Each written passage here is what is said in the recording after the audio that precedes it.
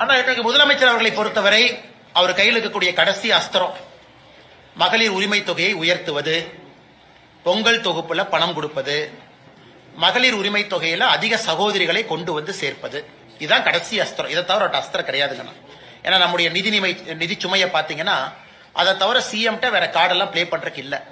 அவர் என்னதான் அஸ்திரத்தை பயன்படுத்தினாலும் கூட மக்கள் தெளிவாக இருக்கின்றார்கள். ஆட்சி போக வேண்டும் என்று முடிவு செய்த பிறகு அது மெதுவா போனான்னு வேகமா போனான்னு நிச்சயமா 2026 தேர்தல் ஆட்சி போயிருங்கண்ணா. இவங்க எத்தனை பேர்த்த சேர்த்து எவ்வளவு உயர்த்தி கொடுத்தாலும் கூட மக்களுடைய மனநிலை ஆட்சி மாற்றம். அதனால் நிச்சயமாக ஆட்சி மாற்றம் நடக்கும். பொங்கலுக்கும் பணம் கொடுப்பாங்க, 3000 5000 கொடுப்பாங்க. நல்லதுதான், கொடுத்தாங்க, வரவேற்கிறோம். மக்கள் அதை வாங்கி வச்சுட்டோம், அவங்க பணம் தான். ஆனா இன்னைக்கு இவ்வளவு சொல்ற முதலமைச்சர் ஆட்சிக்கு முதல் 17 18 19 மாசம் பணம் கொடுக்கல 1000 ரூபாய். அதையும் சேர்த்து கொடுத்தாருன்னா கொஞ்சம் சந்தோஷமா இருக்கும் இல்லைங்கண்ணா. அதையும் சேர்த்து கொடுத்தா ஆட்சிக்கு முதல்ல கொடுக்காததுக்கும் 1000 ரூபாய் கணக்கு போட்டு மொத்தமா ஒரு அக்கௌண்ட்டுக்கு 30,000 ரூபாய் நீங்க அனுப்பிச்சு விட்டாருன்னா ஹாப்பியா இருக்கும்ல. அதை பண்ண மாட்டாரு. அதையும் பண்ணட்டும். அதனால ஓட்டு மாறுமா, அதனால ஆட்சி மாறுமான்னு பாப்பாங்க. அண்ணே அண்ணே அண்ணே பண்றதுக்கு எல்லா உரிமை இருக்கு அண்ணா. நான் விமர்சனம் வைக்கலீங்கண்ணா. முதலமைச்சர் அவர்கள் தேர்தல் அறிவிப்பதற்கு ஒரு மாசத்துக்கு முன்னாடி பழைய பாக்கி எல்லாம் மொத்தமா சேர்த்து அக்கௌண்ட்டுக்கு பணம் அனுப்பிச்சிட்டா நாங்க விமர்சனம் வைக்கிறோம். ஏன்னா அவங்க அறிவிச்ச திட்டம் தான். என்ன பாப்பாங்கண்ணா, அவர் கொடுப்பாரான்னு பாப்போம். அண்ணா இந்த தேர்தல் ஃபர்ஸ்ட் வாக்காளர் பட்டியல் நியாயமாக இருக்கும், அது முதல் நம்பிக்கை. வாக்காளர் பட்டியல் நியாயமா இருந்ததுக்கு அப்புறம் ரெண்டாவது எங்க எக்ஸ்பெக்டேஷன்னா இந்த வாக்காளர் பட்டியல் ப்ராசஸ்க்கே 4 அகில இந்திய IAS அதிகாரிகள் அனுப்பிச்சிருக்காங்க. தலைமை தேர்தல் ஆணையர் மேலிருந்து 4 IAS அதிகாரிகள் அனுப்பிச்சிருக்காங்க தமிழ்நாட்டுக்கு. இந்த வரைவு வாக்காளர் பட்டியலை ஓவர்சி பண்றதுக்கு அர்ச்சனா பட்நாயக் அவர்களுக்கு மேல 4 பேர் வந்திருக்காங்க, நம்முடைய சிஓக்கு மேல.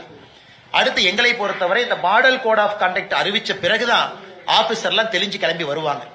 ஆனா நம்ம டிஎம்கே காரங்க எவ்வளவு ஸ்மார்ட்னா அதுக்கு ஒரு மாசத்துக்கு முன்னாடியே கொடுக்க வேண்டிய இடத்துக்கு பணம் கொடுத்தாச்சு, போக வேண்டிய இடத்துக்கு போயாச்சு, கிஃப்ட் போக வேண்டிய இடத்துக்கு போயாச்சு.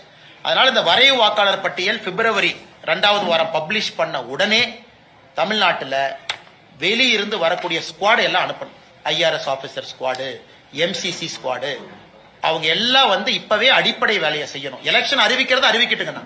எல்லா வருஷமே தேர்தல் அறிவிப்பதற்கு முன்பாகவே பணம், மெட்டீரியல் எல்லாரும் மாறுறாங்க. அதை எலெக்ஷன் கமிஷன் செய்து விட்டால் தமிழகத்தில் நியாயமான தேர்தல் நடக்கும். நல்ல கேள்விங்கன்னா எல்லா வழக்குகளும் கம்பவுண்ட் அஃபென்ஸ் தான். அண்ணன் ட்ராக் பண்ணி பாத்தீங்கன்னா எல்லாரும் இன்னாரம் கோர்ட்டுக்கு போய் ஆமாங்க ஐயா நான் தப்பு பண்ணன்னு ஒத்துக்கிட்டு ஃபைனை கட்டிட்டு வெளியே வந்துடுறாங்க. அந்த ரெப்ரசன்டேஷன் ஆஃப் பீப்புள் ஆக்ட் போடுற எந்த கேஸ்லயும் ஜெயிலுக்கு அனுப்ப முடியாதுங்கன்னா மேஜர் கேசஸ். அன்லெஸ் நான் அடிச்சேன், உடைச்சேன், கண்ணாடி உடைச்சேன், ரத்தம் வந்துச்சுன்னு இது பிடிச்சாங்க, அது பிடிச்சாங்க, சாராயம் பிடிச்சாங்க, எல்லாமே கம்பவுண்டபிள்.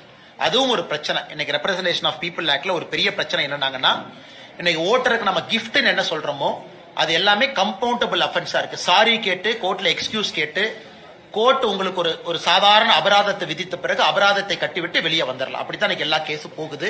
அதனால தண்டனையும் கடுமையா கொடுக்கணும். உதாரணத்திற்கு லிக்கர் கொடுக்கறாங்க, கடுமையா உயர்த்தணும். கிஃப்ட் பாக்ஸ் கொடுத்து மாட்டுறாங்க, கடுமையா உயர்த்தணும். அது எதுவுமே இன்னைக்கு இல்லைங்கன்னா ரெப்ரசன்டேஷன் ஆஃப் பீப்புள் ஆக்டே வீக்கா தான் இருக்கு. அதுவும் நம்முடைய தேர்தல் நியாயமாக நடக்காததற்கு அதுவும் ஒரு காரணம். எடப்பாடி பேசும்போது அமலாக்கத்துறை ஒரு பட்டியல் வச்சிருக்காங்க, தேர்தலுக்கு முன்னாடி இன்னும் நிறைய பேர் உள்ள போவாங்க. அண்ணா எனக்கு தெரியாதுங்க. என் கையில் இருக்கிறது அமலாக்கத்துறையினுடைய 2 பட்டியல், KN நேரு அவர்கள் சம்பந்தப்பட்ட 2 பட்டியல். இதை கையில் எடுத்தாவே அண்ணன் KN நேரு அவர்கள் உள்ள போவாங்கன்னா இதைத்தான் எடுக்க சொல்றேன். மேடம் அண்ணே வந்துட்டேன். மேடம் பார்த்தா ஃபர்ஸ்ட் கேள்வி கேட்கறாங்க.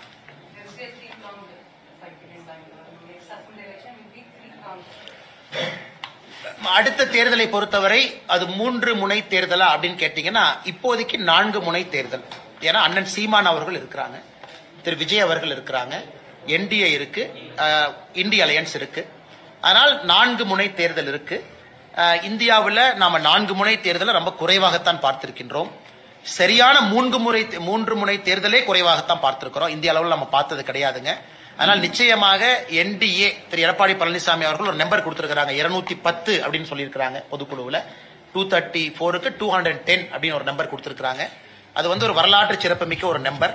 நிச்சயமாக அது வருவதற்கும் வாய்ப்பு இருக்கு. NDA அது வருவதற்கு வாய்ப்பு இருக்கு. காரணம் திமுகவின் மீது கோபம். வலிமையான NDA வரும் பொழுது அந்த நம்பர் நிச்சயமா தமிழ்நாட்டில் வரும். இன்னும் காலம் இருக்கு, பொறுத்திருந்து பார்ப்போம். நிச்சயமா செய்திகளை உடனுக்குடன் தெரிந்து கொள்ள கீழ்க்கண்ட கேபிள் மற்றும் டிடிஎச் நெட்வொர்க்குகளில் எம்நாடு செய்தி தொலைக்காட்சியை காணுங்கள்.